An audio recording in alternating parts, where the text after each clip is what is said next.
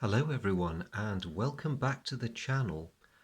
Now, for this episode of Upfront, yes, I'm returning to one of my favorite ever war games once more.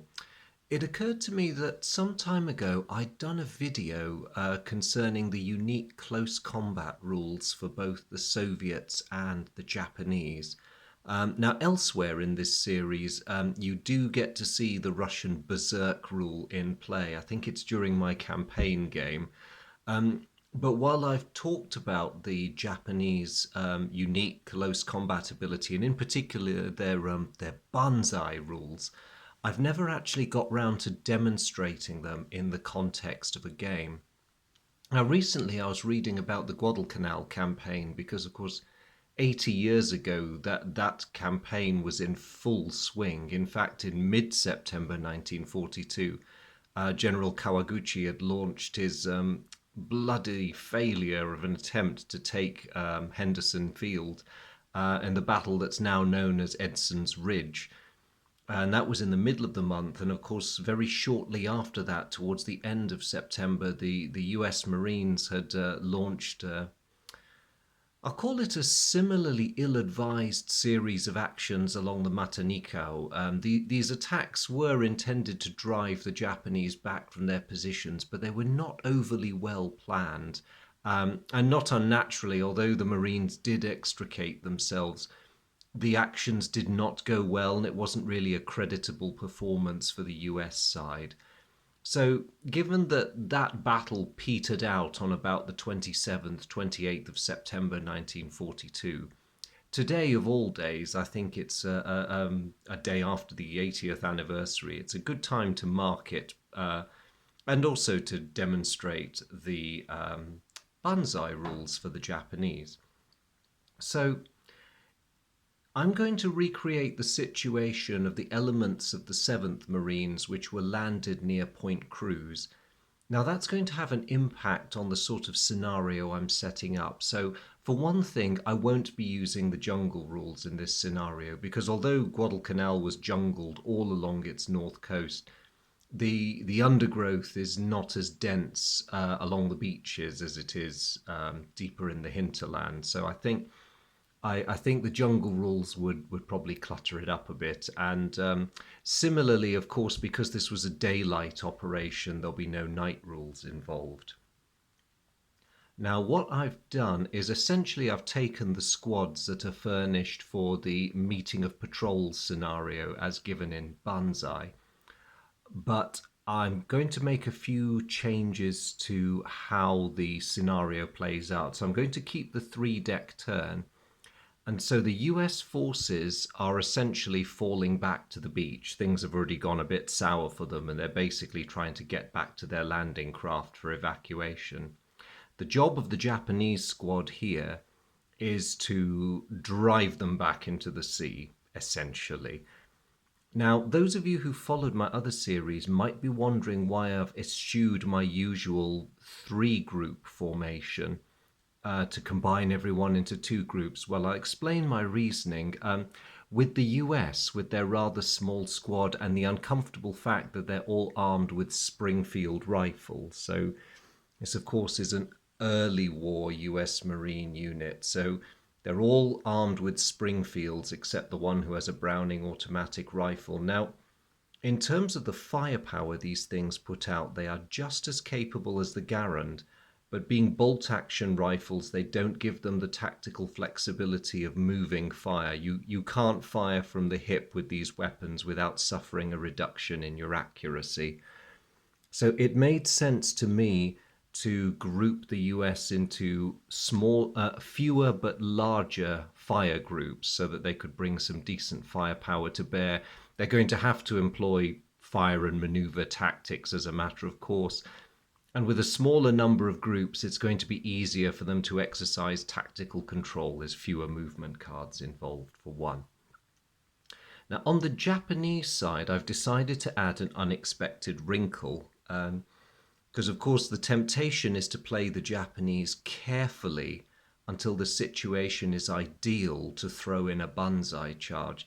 That makes perfect tactical sense, but of course the fighting at Guadalcanal was characterized so often by the Japanese throwing in extremely ill-advised Banzai charges. So, the straight infantry assault without much reference to cover.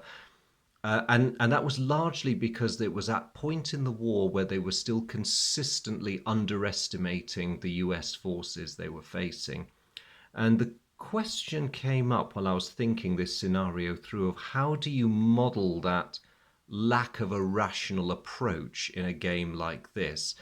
So what I'm going to do is every turn for the Japanese, before they commence their turn, I'm going to draw a random number check. On a red result, the commanding officer of the Japanese unit has lost his patience and ordered a Banzai charge. So as soon as I get that red random number check, as soon as is practicable, the Japanese force is going to have to launch a Banzai charge. So although it's a 3-deck scenario, this could end pretty bloodily, pretty quickly. But we'll see how it goes. Of course, the issuing of the order doesn't mean the Japanese will jump up straight away, but they will as soon as they can.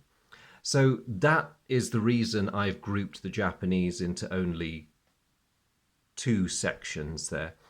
Now, naturally, it helps their firepower once they get into range. But the other reason is, in keeping with the Banzai rules, you can only give a Banzai order to a unit that, or a group, I should say, that has either a squad leader or an assistant squad leader.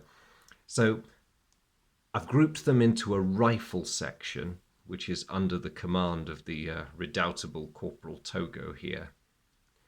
And they are supported by a somewhat smaller rifle section, including Sergeant Okimoto over there.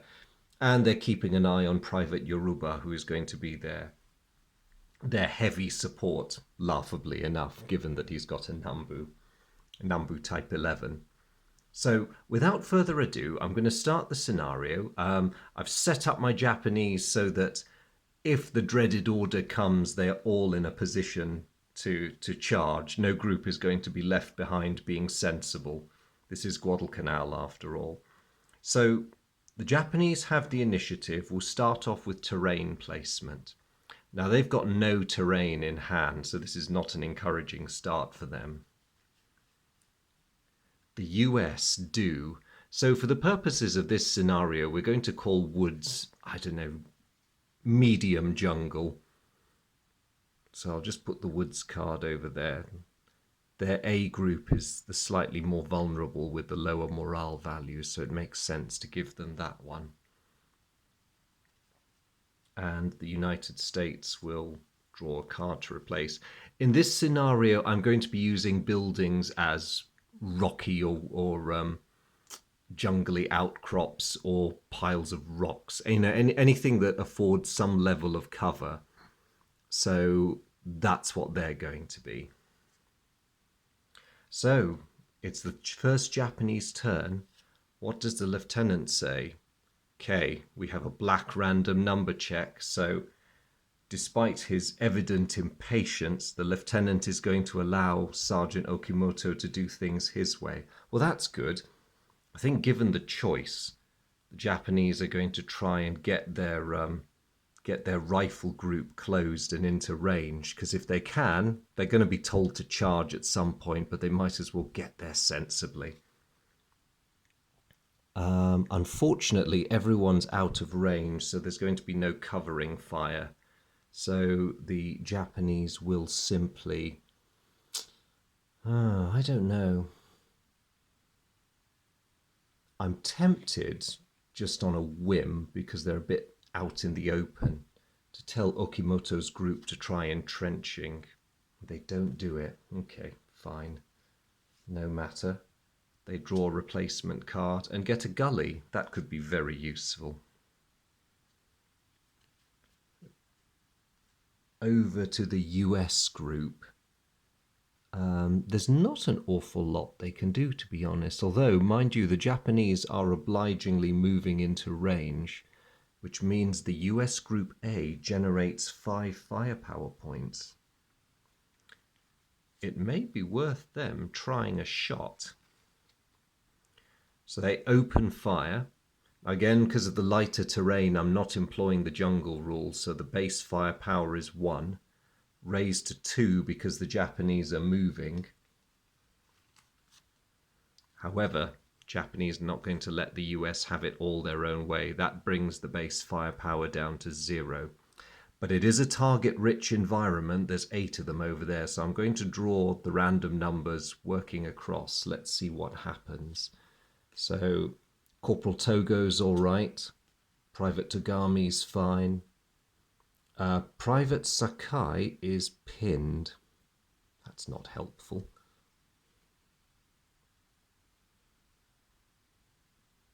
Private Fuchida is fine. Private Kurata is all right. Private Yumani is fine. Private Fujita is pinned as well. That's not good. Thought these Americans were running for their boats. They're supposed to be panicking like sheep, just like their friends at Corregidor, not putting up a fight like this. There's something not right here. At least Private Fusano is fine as well. So, bit of a burst of fire from the US position over there. And similarly, their Group B generates 6 firepower points because of the Browning automatic rifle. I'm afraid things are going to get a bit bad for Japanese Group A because the United States are going to follow it up with an even stronger burst of fire, raised to 3 because their targets are moving.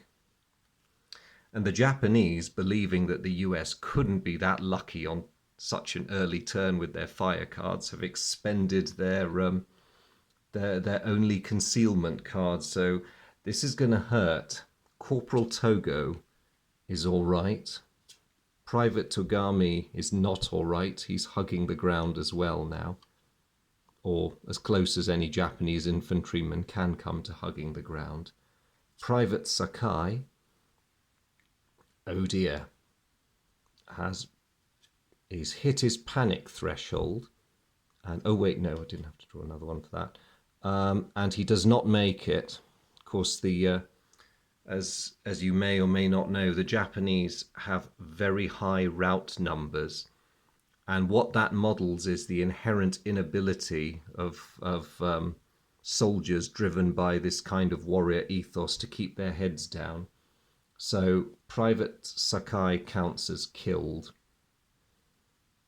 Private Fuchida is all right, and even better for the Japanese. The US Browning automatic rifle has jammed, so give me a moment.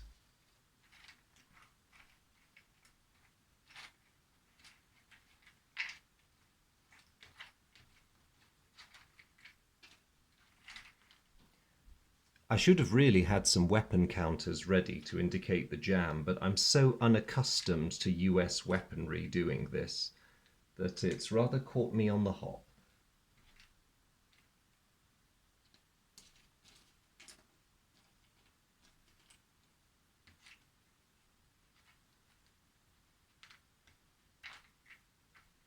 Okay, there we are. One jammed Browning automatic rifle. Now, unfortunately, that has taken the heart out of the US shooting, because the Browning was the main strength of their fire. So the Japanese have had a lucky reprieve there, but no doubt the US will be fixing their gun pretty soon. And so they simply draw a card to two cards, sorry, to replace that. They get another Strength 5 fire card back, and they get one of these, which is very useful. Okay, there's going to be a bit of misery for the Japanese next turn. So first things first. Oh no, it's happened. The burst of fire from the US positions has enraged the lieutenant, which means that at the first opportunity, these units are going to have to go into Banzai. Now, at the moment, I can't do that. So I think I can quite legitimately fling the remnants of Group A into a ditch. I would have placed a counter for Private Sakai's rifle, but given that they've all piled into a different piece of terrain, they've lost the ability to pick that up. That card is unfortunately no good to the Japanese at the moment. I am going to tell Okimoto's bunch to try digging in again, just to give them something constructive to do. And I'm now dreading the Japanese getting movement cards because, well, we have our orders. So far, so good. Now back to the US forces. They've lost sight of the Japanese that they were firing at, the ones who've just flung themselves into the gully. However, as a matter of some urgency, they are going to try and fix that Browning. And they fail, which means that bad news for the US, their heavy support has just gone kaput. And even worse, it means that Private Fox over there is now unarmed. Totally unexpected result, I must say.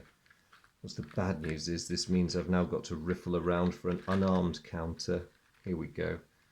So poor Private Fox really is not going to enjoy this. His only hope of getting a weapon is if he manages to kill some obliging Japanese soldier, or if one of his comrades becomes a casualty.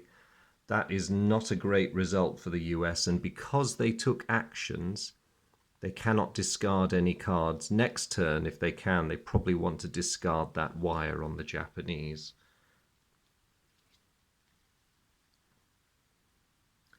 The Japanese, for their part, are a bit stuck for options. They don't have much in the way of good cards.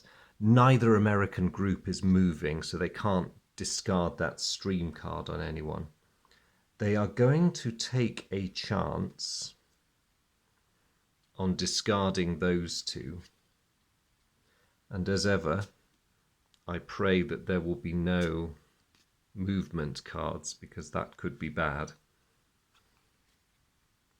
The lieutenant is getting impatient. He wants his Banzai charge. Right, the US is going to do some discarding because there's not a lot else they can do. They're no interest in keeping that Cower card, and they can definitely lose the wire. So the group in the gully they're going to regard as relatively harmless for now. So rather than wire, let's say that's a bit of a scattered bombardment from the US destroyer Monson, which was supporting this little effort. So a few shells are beginning to land in the vicinity of the Japanese position, and that just goes in the discard pile.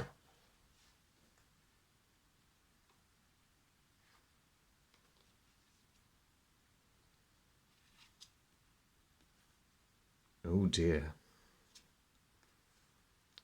Oh, the US hand is looking really healthy. Technically, the Japanese player cannot see this, probably just as well, because this is not the kind of hand that you want to be charging into. Oh well. They're going to hang on to that hero card because that would be quite useful. This is a bit of a waste of a rally 6, but it's probably worth getting these men back on their feet, metaphorically speaking. Let's just move Fusano out from underneath that. Can't really do anything about the group to the right, so that's going to be it for the Japanese. Those concealment cards may come in handy fairly soon. Back to the United States. They really can't do anything. This is quite frustrating. They do want that terrain because it would be quite useful. So they're going to take a chance on ditching those very high combat value cards. To be honest, with the loss of their LMG, the odds of them being able to play those big ones are fairly low. So that is them. Again, the Japanese have some tricky decisions here. I'm going to risk losing that card and that card, because if we're going to be banzaiing the moment we get a movement card, hanging on to those probably a bit pointless. So far we've been fortunate that I spoke too soon. The lieutenant is ranting and raving, demanding his banzai charge, which I suppose he's going to get now. The United States, or at least the US Marines, blissfully unaware of what's happening over the hill, are just readying themselves. It's probably going to be another discard turn. They could probably get away with losing the 9 card, the 9 firepower card, because the other 2 firepower cards have decent values and they probably want to keep a rally card, and they do want to hang on to the buildings card. So that will just go into the discard pile. However, the US sniper is going to take a shot at the Japanese heavy weapon and command element because it might be fun to disrupt them. So a 5, he's lining up on Private Asante over there. And the US guy takes his shot. A 4, he's pinned him. Okay, bad news for the Japanese. Asante has been pinned in wire. He's not going anywhere anytime soon. Ouch. We really don't want to be getting close to the US forces. Well, okay, here it comes. In response to the lieutenant's screaming and ranting and raving, Group A, under Corporal Togo, is going to declare a banzai charge. Now, luckily, being in a gully, we're not exposing ourselves too much. We're just going to go for the closest, yes, let's go for the directly opposite US group. So we are going to throw in a banzai charge. You going to focus? Come on, camera. All right, take my word for it. We're going to throw a banzai charge against Group A. So a loud scream of Tenoheka Banzai echoes from a gully. And meanwhile, on the other side, I think I'm going to play the hero card to rally Private Asante because I also want to take a shot at that annoying US sniper. And we do not do anything to him. Still, it was worth it. Taking out their sniper this early in the game would have been good fun, but it was not to be.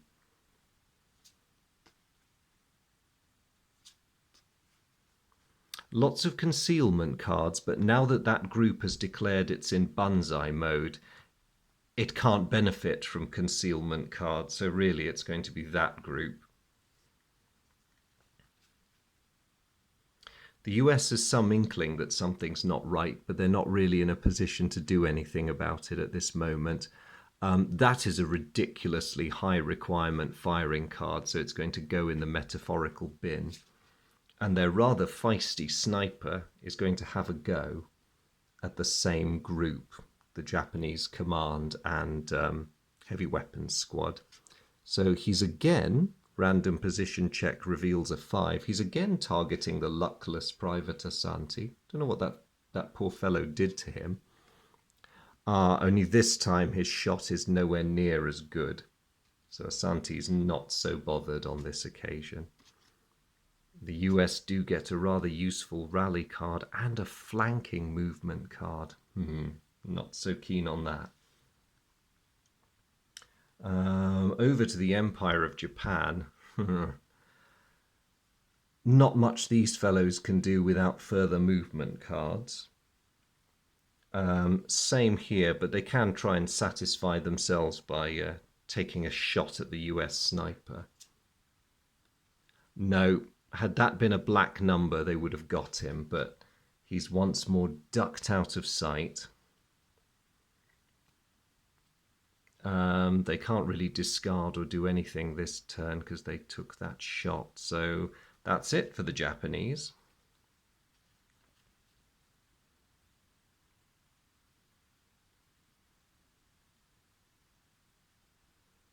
Unfortunately, because of the range, the US is not really in a position to take advantage of that flanking ability. But they do want to bring their fire to bear, so their firepower to bear. So they're going to take a bit of a risk. That group is committed to a Banzai charge, so it's not going to be doing any shooting.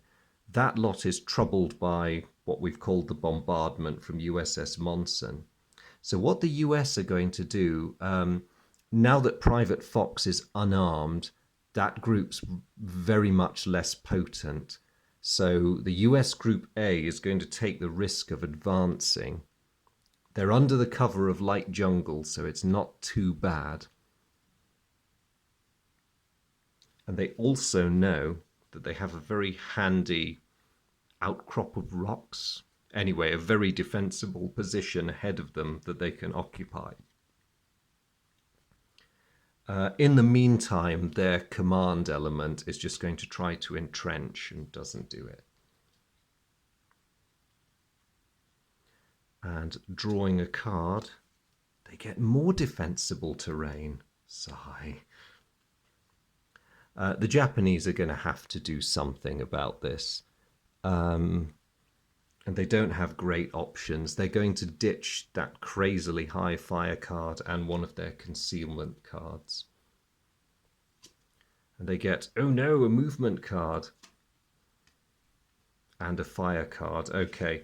Now the movement card is going to have to be played on the charging group before it can be played on any other group. So next Japanese turn, they're going to break cover rather dramatically. Over to the US, they very rapidly and efficiently occupy the terrain that they were going for.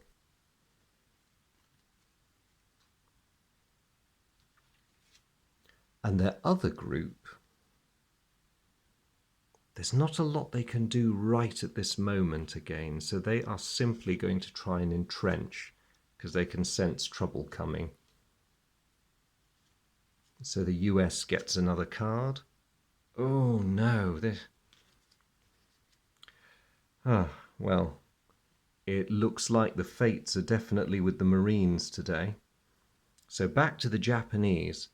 As I said previously, that card has to be committed to the Banzai group. So playing on top of that, the welcome cover of the gully goes away and we are out in the open. I suppose there's some slight consolation that we've advanced closer to the US forces. If enough of us survive, they may regret their advance. But we'll have to see whether we actually get there.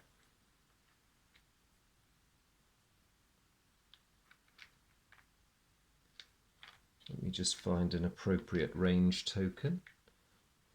Of course, the great trouble for the Japanese is that they still have a fair distance that they've got to cross before they can actually get to grips with those Marines. And I can't cancel a Banzai charge unless the opponent moves away, which of course they're not going to do. That would be crazy. They've got a good position and lots of weaponry. Why would they? I think in a vain attempt to support the advance, the weapons group is going to open fire, but it's going to be a very weak attack. Actually, do you know what? It would probably be wasted against a position that strong. We've only got that. So instead, they're going to try and pin down the US command group. So firepower of 1, reduced to 0 because they're firing from the wire card. The US has no concealment cards. We may have a bit of a hope with this, Private Fox's morale is down by 1 because he's unarmed. So let's see what happens. Nope, he's still fine. Private Myers is fine. Sergeant Taylor is fine. And, oh, okay. After all that,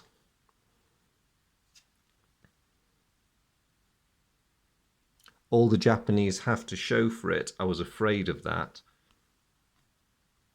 The red 5 plus the random position number of 2 means the Japanese light machine gun has seized up.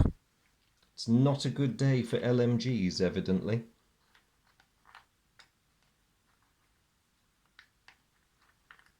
So Private Yoruba curses as his weapon jams. And the US soldiers over there are not even remotely bothered by the Japanese fire. The Japanese draw 2 cards. Minefield would be good in ordinary circumstances, but they are scenario cower cards for this game, so unfortunately that is all I can use them for.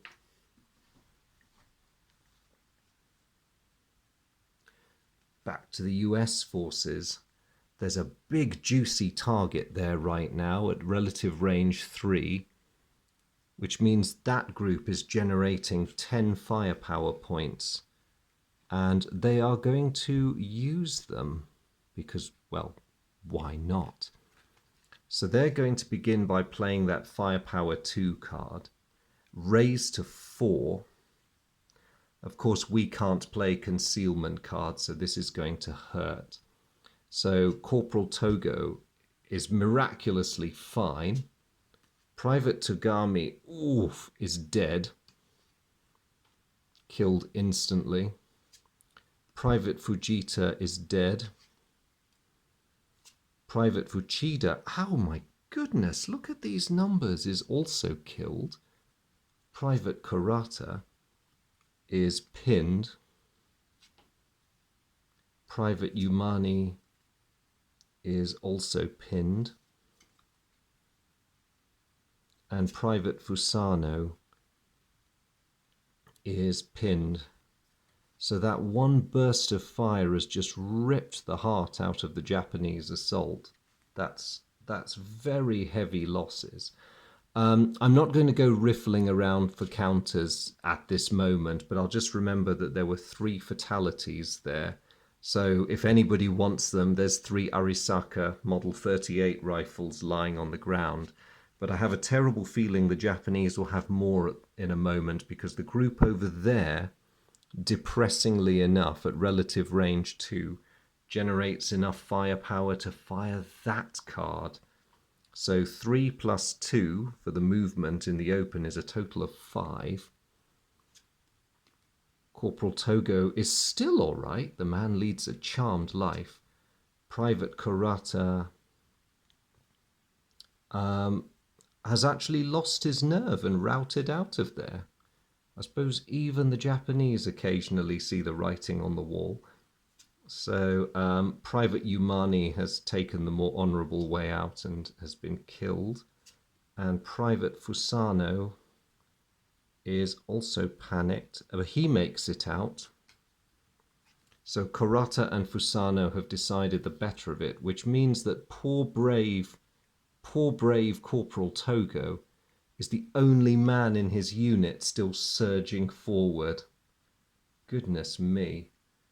I don't know if I've seen anything quite like that before, but good on you, Corporal. Leading by example, that's for sure. And so after what's a very splendid turn for them, the US draws their cards. And it's back to the Japanese. Well, I'm not going to be cancelling that Banzai charge. I think the magnificent Corporal Togo would be a bit disappointed if I did.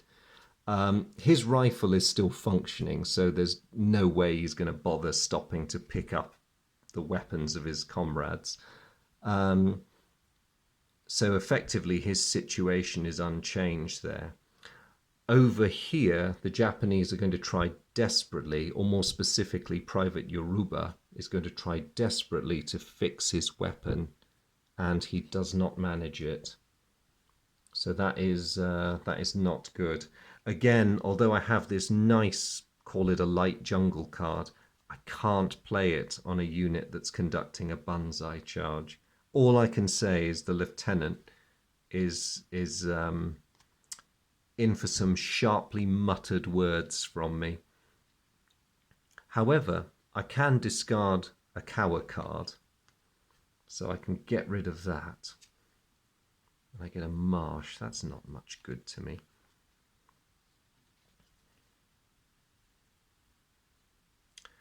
Over on the US side of things, bolts are being drawn on rifles as they prepare to give this poor lone figure another fusillade, because why not? So firepower of 2 raised to 4. And Corporal Togo has at last deigned to be pinned.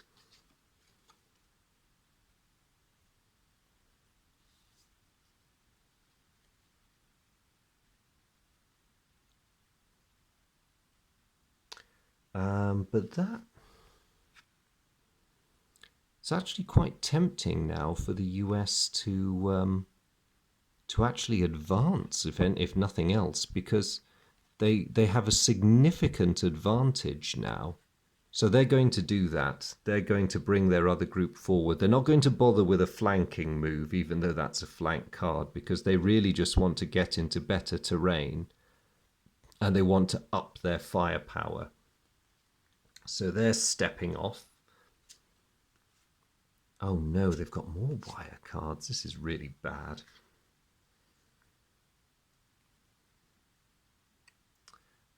We're quite stuck because Corporal Togo, admittedly head bowed, is still running forward. I can't do anything. The Japanese are really stuck. On the one hand, they probably want to get cards circulating through their hand a bit so they can get back into this disastrous fight.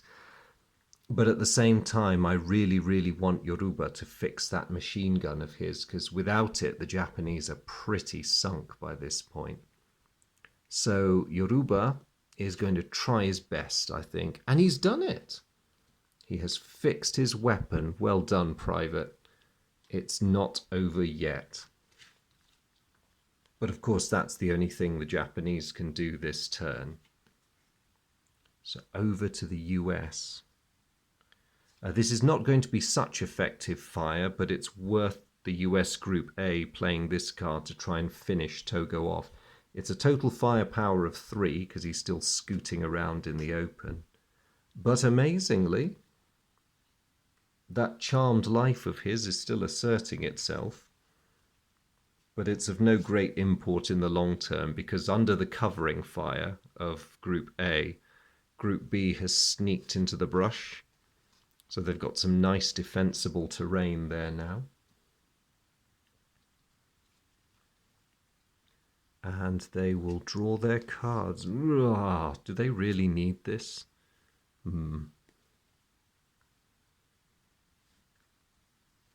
Okay, for want of anything better to do, the Japanese are going to discard those two.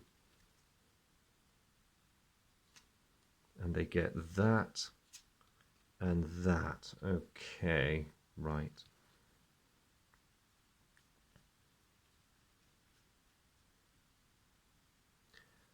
On the US side, that's an impressively big firing card, but,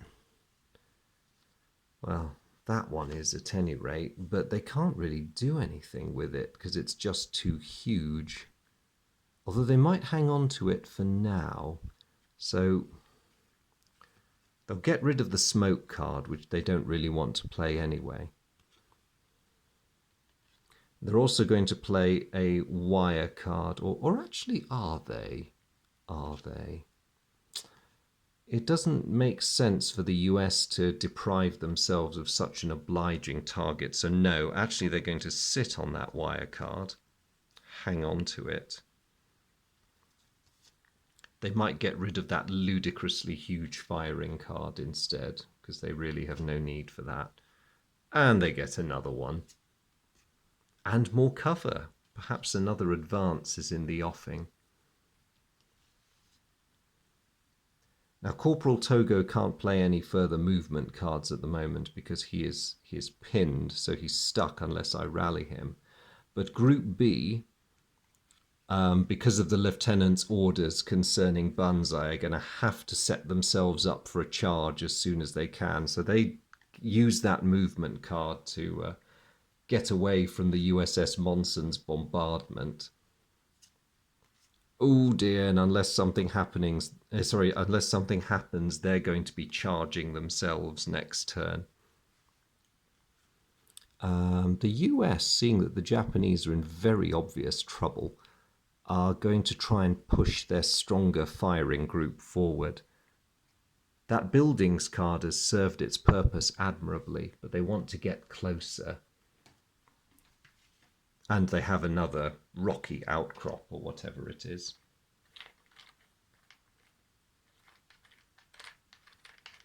So I'm just going to have a dig around and find them there next. Here we go. Well, if things carry on like this, Corporal Togo will have his wish soon. He'll be within knifing distance of them. Just need to find some way of rallying him so that he can actually go for it.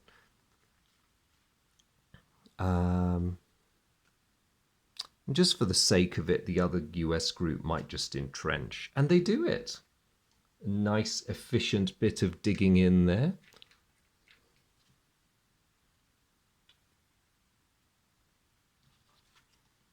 General Vandergrift's going to be very proud, even if the rest of this operation's going slightly to hell. Right, over to Japan. Corporal Togo can do nothing except continue moving forward. Unfortunately for me, although I have a lovely firing card and some terrain in hand, Group B is going to play a sideways movement card and scream Banzai. And I think because of the proximity, they're going to go for Group A as well. They're closer. They have a much higher chance of reaching them intact rather than Group B. So they're going to go for Group A as well.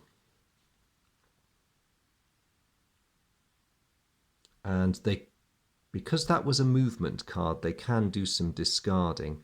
I think, really, they can't play concealment cards and they can't shoot, so they might as well get rid of that. And see if they can just get... Ooh, a rally card, yes. Togo will, if he lives so long, will be back in the game soon. Or will he? Let's see. Well, the US Group A is going to move very expertly into another good position.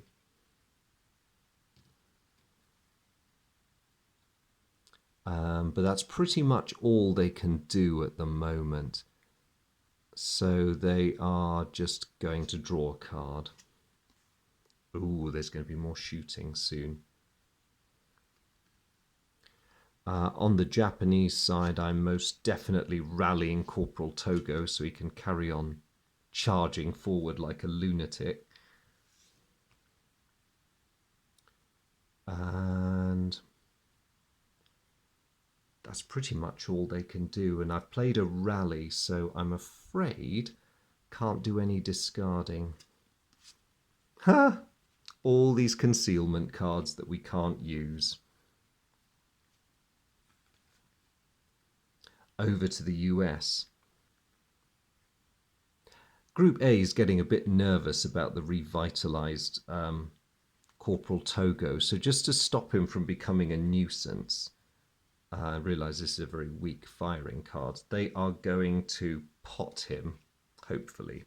So total of 3 firepower, and they've pinned him again.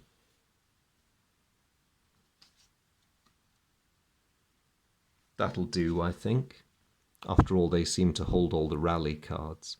And that's a good note to end their turn on, so they will draw.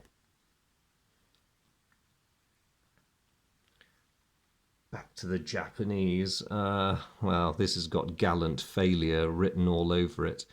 Might as well chuck out the concealment cards because there's no way we can use them. Everyone's committed to the Banzai charge. That could be of some help. Ah, movement! Excellent. Group B can actually start pressing forward.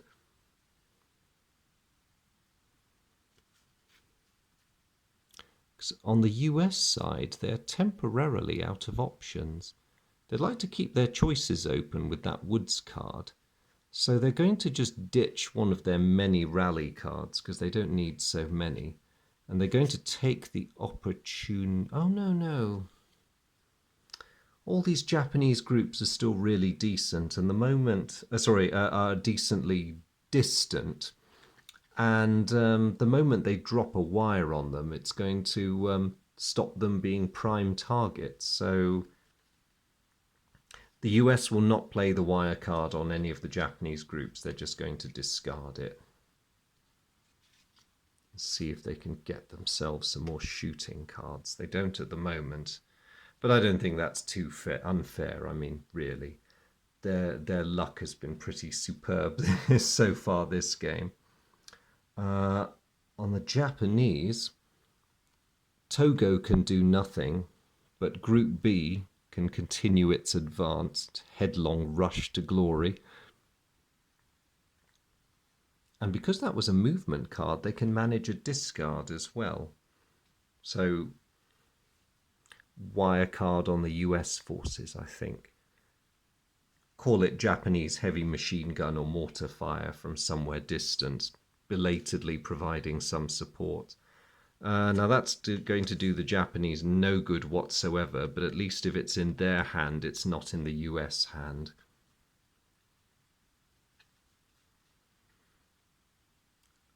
Right, well, whatever the Japanese wire card represented, it wasn't terribly convincing. The US got over that pretty quickly. That they probably didn't even notice. But there's not a lot else they can do, so they're just going to draw.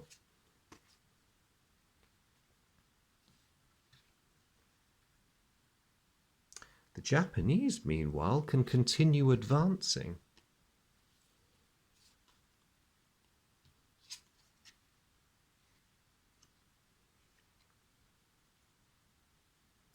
I'm mildly stunned by the fact that Togo is still alive. I'm not entirely sure how this has happened. But he's providing a very useful distraction, if nothing else, while his comrades try and catch up with him.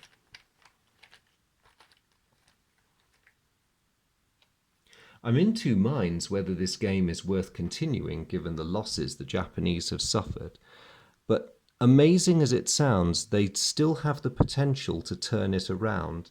If their Group B manages to get close enough and mess up Group A, in fact, if they manage to kill off all of the US Group A, they can still win this despite their losses. So everything depends on what they manage to accomplish. And they can discard that because they played a movement card and their inherent ability, Japanese special rules allow them to perform a discard, even if they did play a card. Unfortunately, there's a rally card. There's one useful card in there that the Japanese can employ to improve their situation. The US, in the meantime, seem to have stalled just a little bit. They don't have that many useful cards. They're going to get rid of their weaker rally card because they've still got a bit of an embarrassment of riches, and they might get rid of that brush card because that's not overly brilliant. But they still aren't I was about to say they aren't getting the fire cards they need, but there we go. Over to the forces of Japan. Togo, this indomitable Yamato Damashi warrior spirit, is going to rally himself. not bothered by this. And they'll draw a card. Okay, that's really not helpful.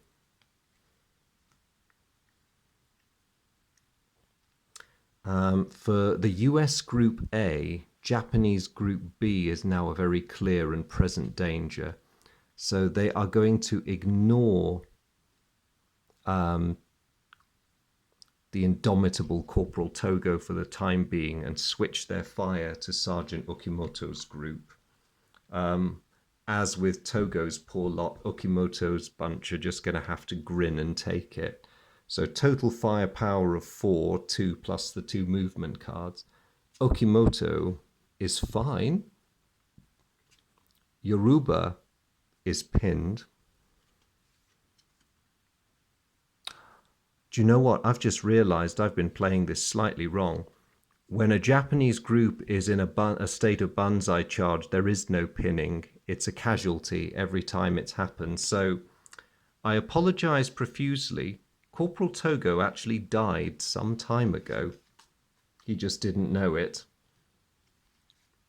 And this could actually be the defeat of the Japanese squad. So Private Kobayashi is pinned and therefore killed. Private Fujiyama is pinned and killed. And Private Asante is pinned and killed. So, okay.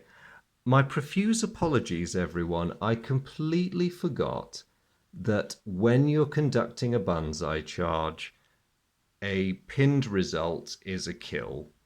So, actually, the Japanese would have lost the game on this turn anyway.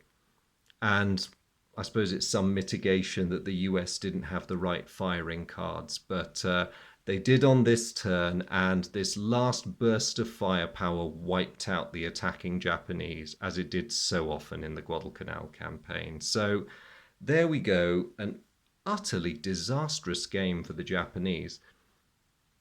Now, as I say, if you're playing the game under the normal rules, the Japanese have complete freedom to choose when or even if they want to throw in a Banzai charge. An intelligent use of it can make the Banzai charge a really effective weapon.